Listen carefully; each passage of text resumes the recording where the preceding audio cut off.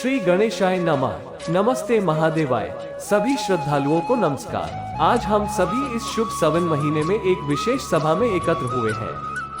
सावन महीना हिंदू धर्म के अनुसार महादेव भगवान को समर्पित है।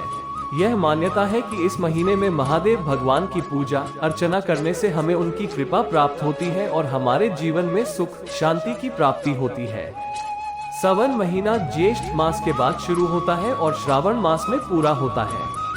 यह विशेष महीना हमें दिव्यता का अनुभव कराता है और हमारे मन को पवित्र करता है। इस महीने में हम महादेव भगवान की पूजा अर्चना के लिए रविवार को व्रत रखते हैं और उनके भजन कीर्तन करते हैं। यह व्रत और कीर्तन हमारे मन को शुद्ध करते हैं और हमें महादेव भगवान के प्रति भक्त बनाते हैं। महादेव भगवान हिंदू धर्म के मुख्य देवता माने जाते हैं। वे सर्वशक्तिमान, सर्वव्यापी और सर्वश्रेष्ठ हैं। उन्हें पशुपति, महाकाल, शंकर, रुद्र, नीलकंठ, नटराज आदि नामों से भी जाना जाता है।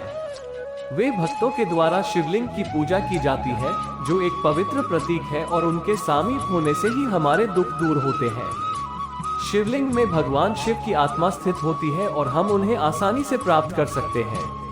महादेव भगवान के गुणों का वर्णन करना असंभव है, लेकिन हम उनके कुछ महत्वपूर्ण गुणों पर चर्चा करेंगे। पहले तो उन्हें सर्वशक्तिमान कहा जाता है, जो सृष्टि, स्थिति और संहार का कार्य करते हैं।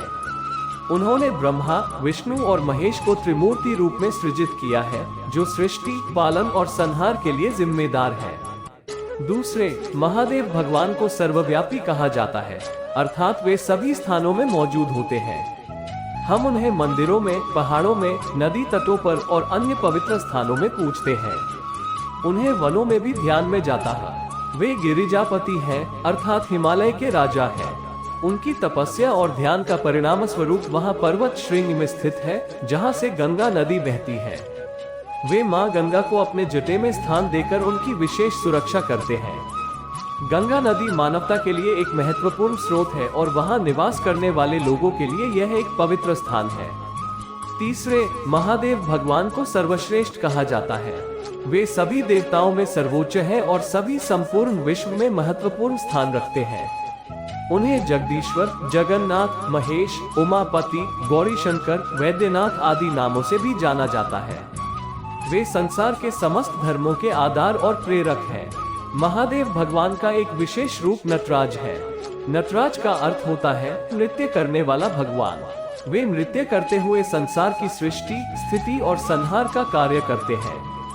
उनका नृत्य एकता, समता और सौंदर्य का प्रतीक है। हमें नटराज के द्वारा ये समझाने की आवश्यकता है कि सब कुछ जीवित है और सबका एक संबंध है। हम सभी एक ही परमात्मा के अंश हैं और इसलिए हमें एक दूसरे के प्रति सम्मान और प्यार रखना चाहिए। सावन महीना में हमें व्रत रखने की परंपरा है। इस व्रत में हमें अन्न और पानी की त्याग करके मात्र फल और सब्जियां ही खानी चाहिए। यह व्रत हमारे शरीर को शुद्ध करता है और हमें आत्मिक उन्नति का अनुभव कराता है। हमें ये याद रखना चाहिए कि हम अपने शरीर को धार्मिक क्रियाओं द्वारा पवित्र करते हैं, लेकिन शुद्ध मन और आत्मा हमारे धार्मिकता का मुख्य आधार है। सावन महीना में भक्तों को भगवान शिव की भक्ति में रत रहना चाहिए। हमें रोजाना शिव चालीसा, शिव मंत्र और शिव तांडव स्तोत्र पढ़ने चाहिए। हमें ध्यान करना चाहिए कि जैसे शिव ने सत्या संहिता में कहा है, न च वस्त्रम न च विभूषण न चारणाम्बुज न च सौभाग्यम न जप्यम चैव ध्यान न जप्यम तत्पुंड्र परमेश्वर पदा प्रपद्ये। अर्थात महादेव भगवान के लिए वस्त्र, आभूषण, पादुका या श्रृंगार की वस्त्रादि की आवश्यकता नहीं है। वो न तो मंत्र जप की आवश्यकता रखते हैं और न ध्यान की आवश्यकता।